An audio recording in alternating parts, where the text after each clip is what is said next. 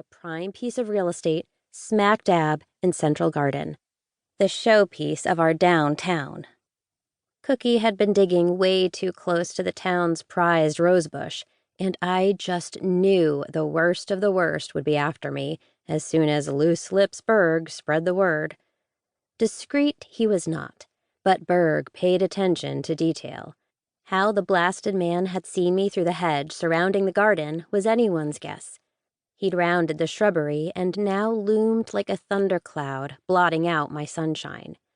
Dressed in tan slacks and a dark blue t-shirt with police printed in white letters across his broad chest and back, his PD hat and his badge clipped to his trousers, Detective Berg looked professional enough, I supposed.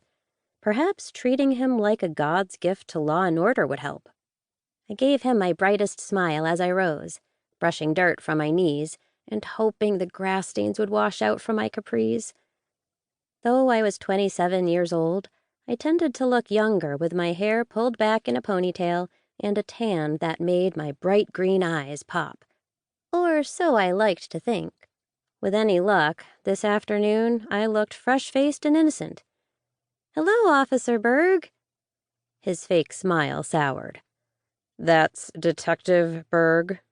"Well, Detective Berg, what are you out detecting today?"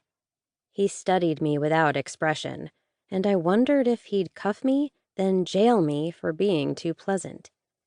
For some reason, though Berg had only been in town for a few months, he'd taken a fierce dislike to me, my dog, and anything resembling dirt. "I could have sworn I saw the tail end of a troublemaking canine just minutes ago." I subtly stepped to my left over the recently dug earth, blocking Berg's view of the fresh soil I'd repacked. He glanced down at the rosebush and then around, and I supposed I should have been happy Cookie had taken off the second I'd yelled at her for digging. I was hoping so hard that she'd gone straight home. Behind my back, I crossed my fingers. I casually tapped my shoe over the ground. Hopefully my weight would help tamp the sad little tufts of grass back in place. He raised a brow. "Hiding the evidence?" I frowned. "Evidence? I'm sorry, Detective Berg. What are you talking about?" The breeze shifted, and the sweet scent of roses and lavender filled the air. I would have breathed it in and sighed with pleasure, but I didn't want Berg to think I took him lightly. A few folks passed by and waved, looking a little too interested in me and the popo, what my best friend Terry liked to call the police. She also liked to call them the fuzz, the man, and a few other less than complimentary terms. But Terry has issues when it comes to authority and puts the capital C in conspiracy theorist. Berg lifted the Confection PD ball cap from his head and scratched at the short, dark hair that never seemed to grow.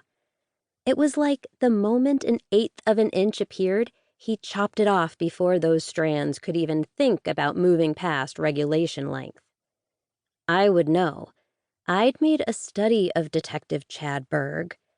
He made an ideal template for the hero in the secret novel I was writing. I just had to iron out a few details and, well, not pay exorbitant fines or go to jail because of my dog in the meantime. "Yo, officer!" The owner of the corner taco truck, a 50-year-old hippie with the business sense of a corporate shark, waved. "Keep the peace, my man. Protect the Confection Rose."